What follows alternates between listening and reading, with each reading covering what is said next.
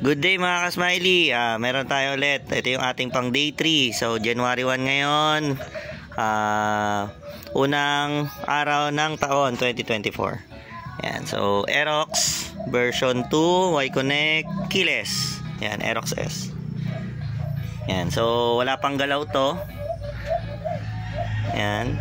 So tayo lang ulit ang bibinyag. Pero may isang taon na to, sir, no? May isang taon na. So wala na rin siyang warranty. So, void warranty na to, ha? Yan.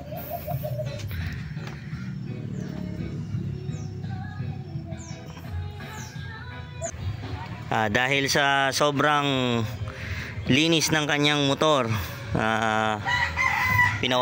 pina-power washer muna natin kasi grabe, pwede nang taniman ng kamote. Yan.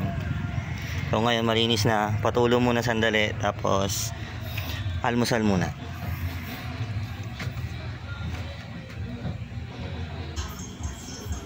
So good evening mga ka-smiley. Tapos na yung ating Aerox version 2. So pinakabit ni Sir is dalawang Zenlo M1 LED.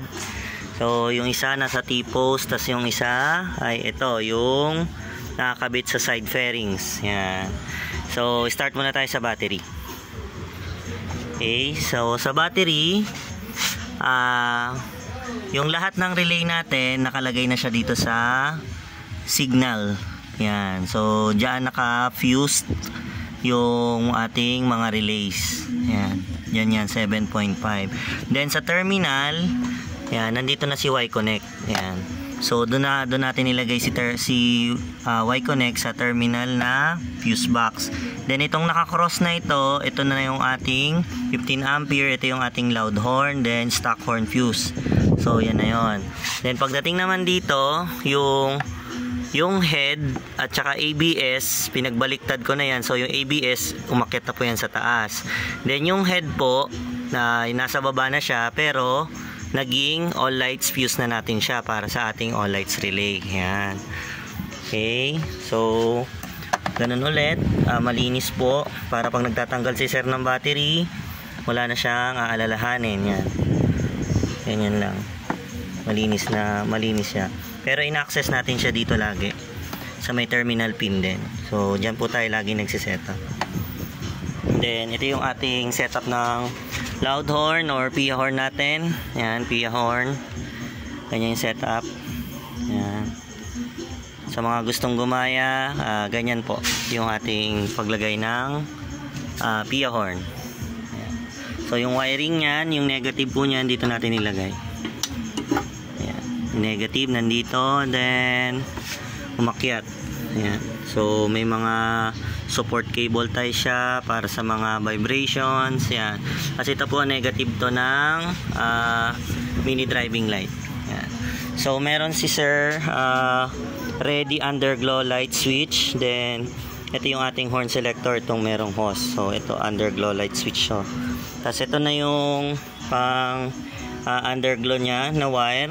So positive to. Pag pinindot natin tong halo switch, ito yan, output nyan, at saka dito sa likod. Ayan. So nandito yung kanyang underglow light. Ayan, nandito. So naka ready na po yan. May wire na kasi pina-ready ni sir. Okay, so ito yung ating wiring mula battery. Dito siya. Ayan. So ganyan. Then ito, then umakyat. Ito yung negative ng ating negative to ng ating dito sa taas sa may panel gauge. Yan, mga negative natin yan. Then dito po lumabas yung hose. Then ito yung ating trigger, kaya siya nakalabas kasi hiwala yung trigger natin. Then ito yung ating relay. So ito yung ating all lights relay, Bosch. Then dalawang Denso, isang stock horn, then isang loud horn. So yung blue wire, loud horn yon, then yung green wire, stock horn. Yan.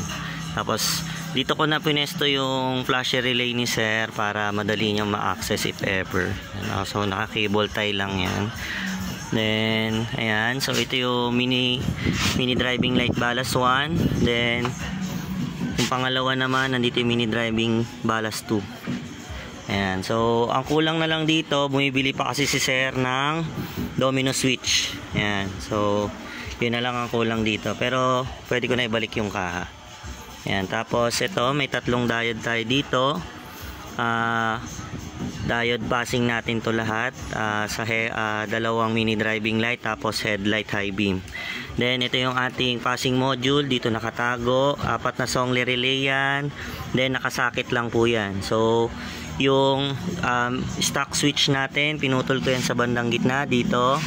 Putol yung menu niyan. Then dumaan sa passing module. Then yung ibang wire, 3 wires yan dito. Nandito yung mga triggers niya. Then ito yung passing na. So nandito sa mga diode. Ayun, tapos naglagay tayo ng hose. Yan, isang hose para sa lahat ng wire. So bumaba muna yan hanggang sa ilalim para yung ikot ng galaw ng manibela walang problema. Ayan. So sabay lang sila. So yun lang po mga ka-smiley. Thank you. Balik ka muna.